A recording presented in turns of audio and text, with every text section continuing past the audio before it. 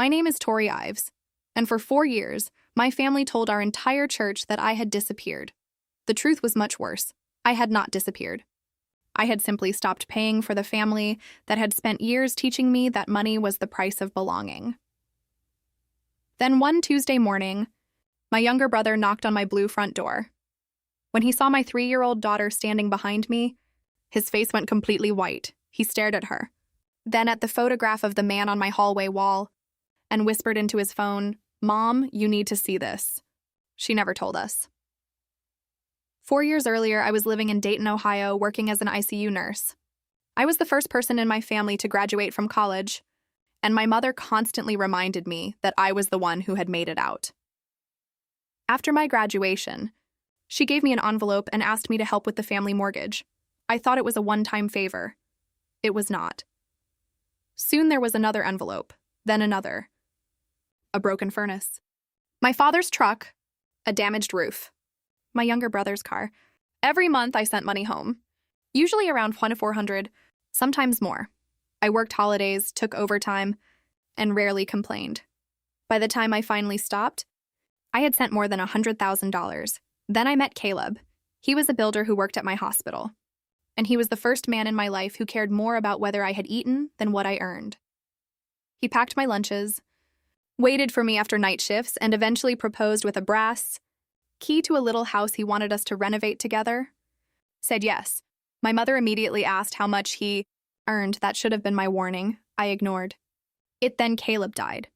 He was only 31 when a construction accident took his life. My family did not come to the funeral. They said the drive was too long. 4 days later, my mother texted me asking whether that month's payment would be late because of everything happening. I sent the money anyway. 2 weeks later, I fainted at work. My friend forced me to take a pregnancy test. 2 pink lines appeared. I was 16 weeks pregnant with Caleb's child. I was grieving my husband, carrying his baby, and still worried about my mother's bills. I called her.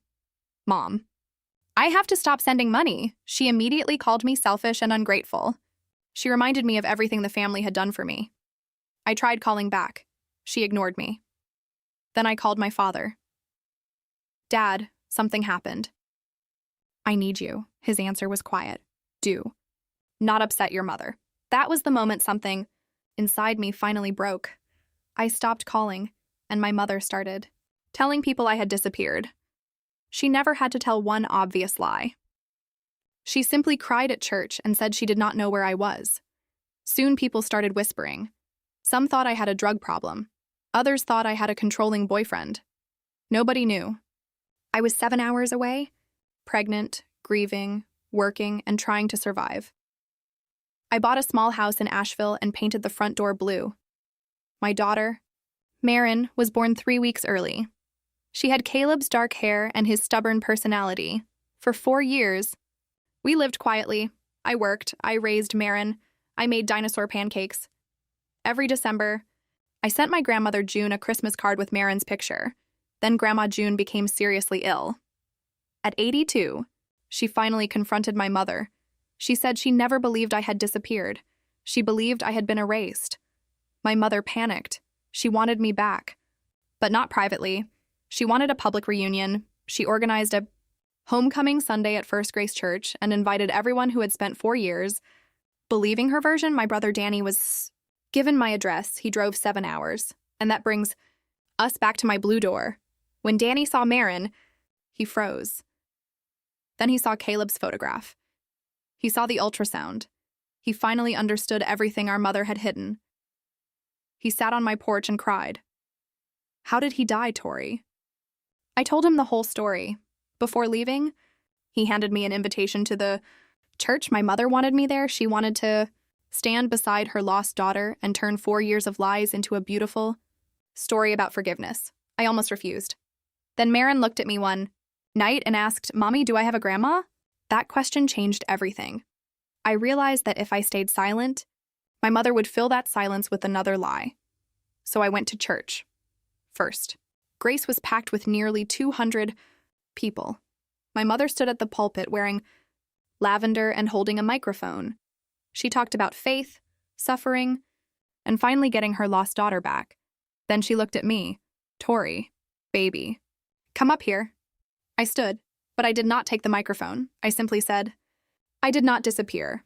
The room went silent. I stopped paying for 6 years of family expenses.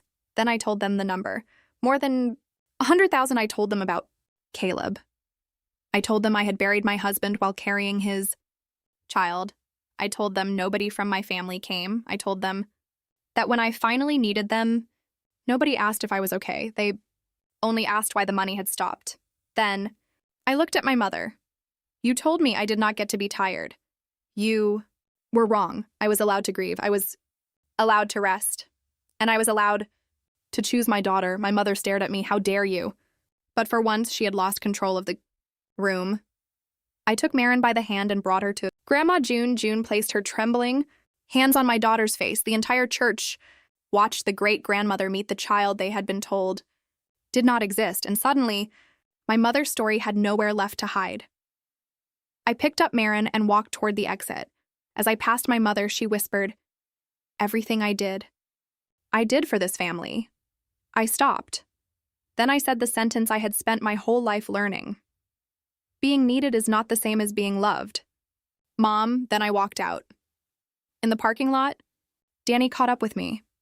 He did not defend our mother. He did not ask me to forgive her. He did not ask for money. He simply looked at Marin and asked, can I come see her? I said, Sundays, bring nothing, he nodded. 6 weeks later, Grandma June came to Asheville. She sat on my blue porch while Marin learned how to thread a needle. My father eventually sent me a card. I am sorry I looked away. I kept it. Have not answered yet. My mother eventually stepped down from her church position. Some relatives quietly started repaying old debts. Others disappeared from my life, and for the first time, I was okay with losing people, because I finally understood something. Love should never feel like a bill. Family should never make you pay for your place at the table. Yesterday, Marin and I painted our blue door again. She got paint on her nose and clothes, then stepped back and smiled. Mommy, this is ours. I looked at that door and smiled. She was right. It was ours. For 4 years, my family told everyone I had disappeared. But I know the truth now.